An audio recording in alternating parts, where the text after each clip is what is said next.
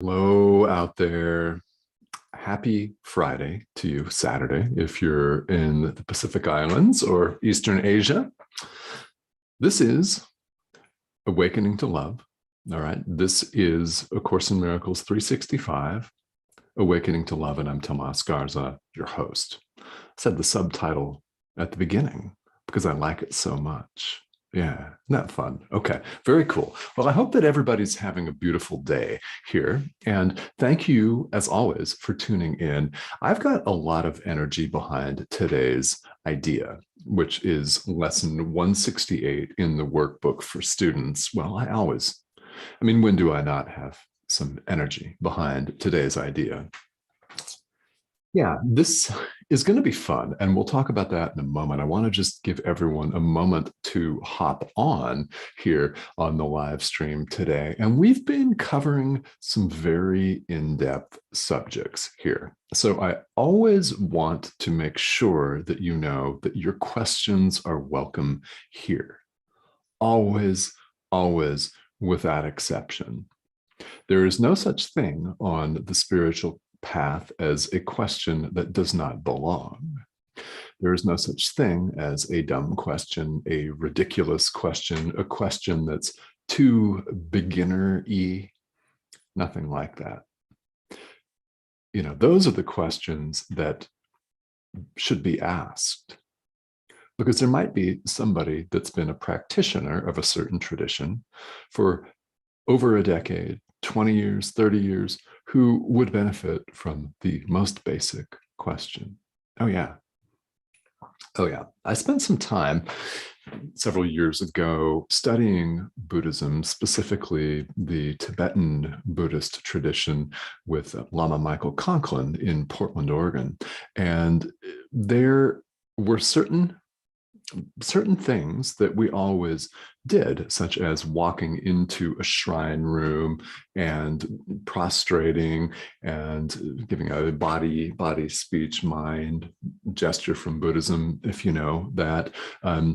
If you're familiar with that, there are certain ritual acts that went along with going in and taking our seat in the shrine room.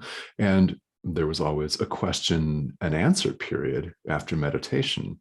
Anyway, one day a woman came in and asked the question that none of us that had been practicing for years had ever dared to ask Lama Michael. We just sort of did it, the procedure for entering the shrine room, without really knowing why. And she just piped up during the Q&A session and said, "What is all of this ritual entry? Why are we doing this? What does it mean? What's the significance of that?"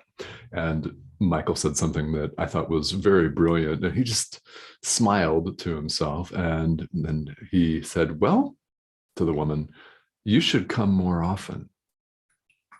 Love that. Brilliant response, right? You should come more often, rather than, "Oh, what a beginner question." So it goes to show that on the path, we really should ask these fundamental, deep level questions. It's quite beautiful when we do. And on a forum like this, a global live stream, you never know who's going to benefit from your desire, from your courage to ask what's on your mind. That's what I'm here for, guys, is to assist. I am here as a teacher, as a coach, to help you along the way. And nothing more than that, and certainly nothing less than that. So this is a designated space, safe space for some dialogue. If you've got questions, please feel welcome to ask them, and I'm happy to answer those for you. And if you're catching me on the replay, type them in anyway. I'll answer those. Yeah, it's a very wonderful thing, and I love when we're able to get that kind of interaction. And if all you do watching this is just pipe in and say hello, and hello from wherever you're joining me from here today, that's cool too. That in and of itself is a lot of fun. I've got the stream up right now. So I'm going to talk about the day's idea, lesson 168 in the workbook, and I'll be able to see your comments hopping on here live. All right. So the idea for today is lesson 168. Again, we're going through with some very deep and very profound, and my hope for you, uplifting and encouraging ideas. Lesson 168 is your grace is given me. I claim it now. All right. Your grace is given me. I claim it now. Your grace, God's grace, is given me. I claim it now. Think about the power for a second of just that statement. If you were to look at nothing else, there are several paragraphs of commentary that follow here in the workbook, as well as always, some suggestions for practice. Sometimes it comes in the form of a suggested meditation, a suggested what the course calls practice periods. Sometimes it's in the form of a prayer that's very powerful to say and to recite, and those are in italics. Every workbook lesson has different commentary, and you can always read that. However, if you were to take nothing else from that, then contemplating and sitting with the idea, it's very powerful. 2 sentences, your grace is given me. We have it. We have access to it. And the second sentence, I claim it now. Claim, I acknowledge, I accept, I act on this, and I claim it. It is mine to claim. When? Now. Not when your physical body peters out and dies.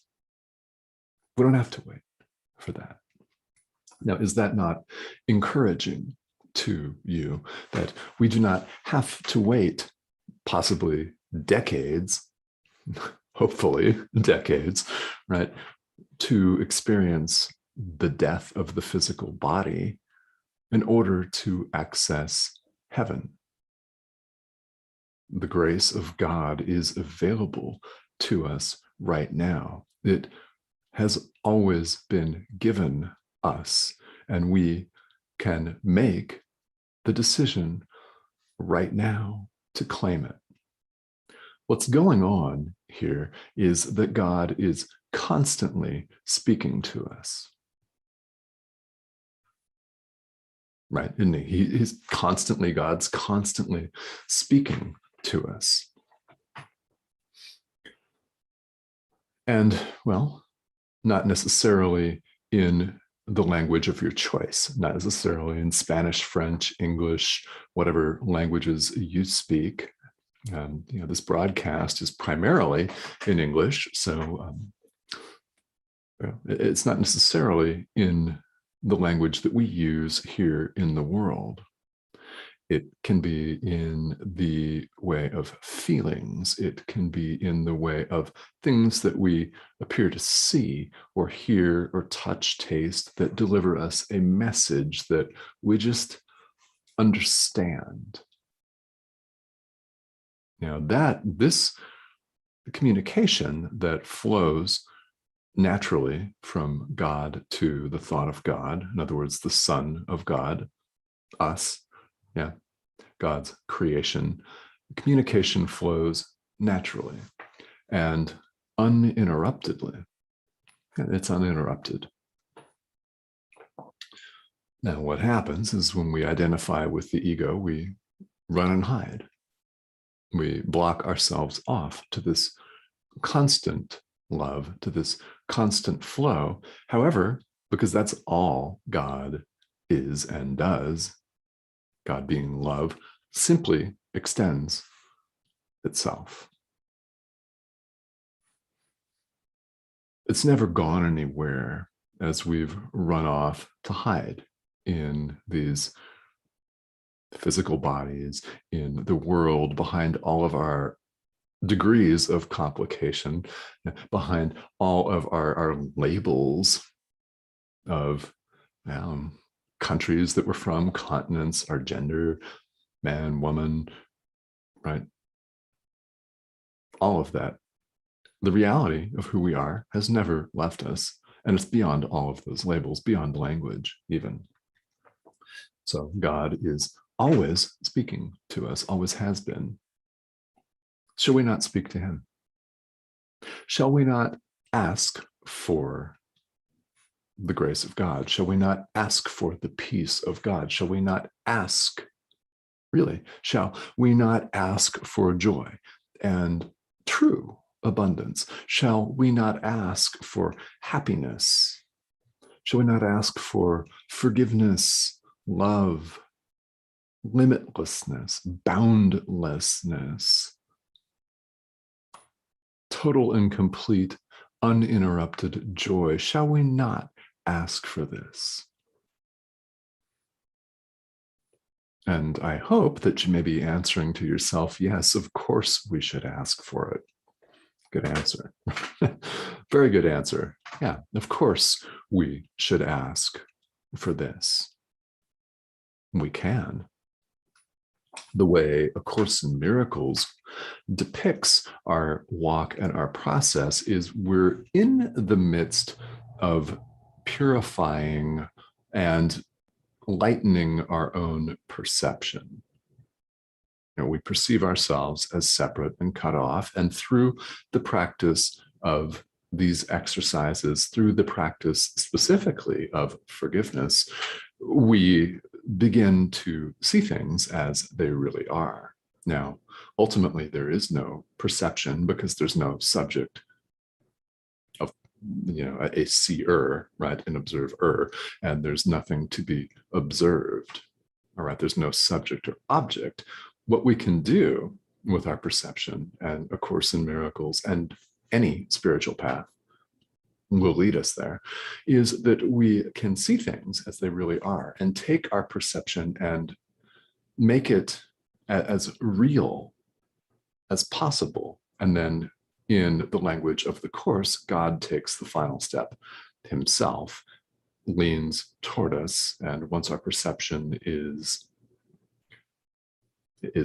perfectly real, once it's perfectly, I don't know if you want to use the word purified, or we see what the Course refers to as the real world, then we're ready for that last step, which we don't take. God takes it. We simply enter into what the Course calls communion, which is not a ritual in a church with some tasteless wafers and grape juice. I wonder if anyone has experience with that. I bet some of you do. Yeah. It's not communion in that sense. It's the way God simply is and communicates with God's creation. So we then enter into that automatically once our perception has been cleaned, and once it's been purified, once we have seen things as they really are. This is the journey that each and every one of us is on, and we can hasten the awakening, right? Our awakening. We can hasten it by asking for the grace of God, by asking for the peace of God. Why not ask for it? So if it's prayer, if this is a devotional, if this is meditation for you, ask, and you are answered. We are answered. We could choose to ignore the answer, which is what happens when we pray and don't have anything happen, apparently, is we're ignoring the answers. And if you pray for a new Mercedes-Benz, then you may or may not get that. That's not what it's about, right? The answer is always there.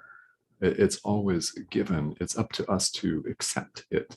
So we must put ourselves in a place where we are receptive. We're able to receive. This is very much about receiving the grace of God, the gifts of God, which are given to us automatically, always have been. They're always there for us to ask for. They're always there for us to claim. When? Now. Right now. All right, yes. So as always, feel welcome to pop on here with questions. And hello. Looks like we've got Renee who's joining us. Thank you for tuning in here today. And well, I don't know if this is Monsi Mendes. I don't know if you're still watching.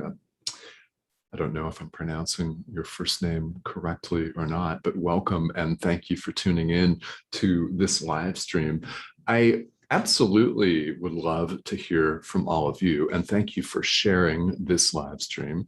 This is something that at Enlightened World Network we really appreciate, because we offer these live streams. I offer this pretty much 6 days a week because I want to, and we aim to create a global community of people that are involved in spiritual practice, that care about spiritual practice, and that you're on the path. So if you know of people that this would no doubt benefit, feel welcome to hit the share button here.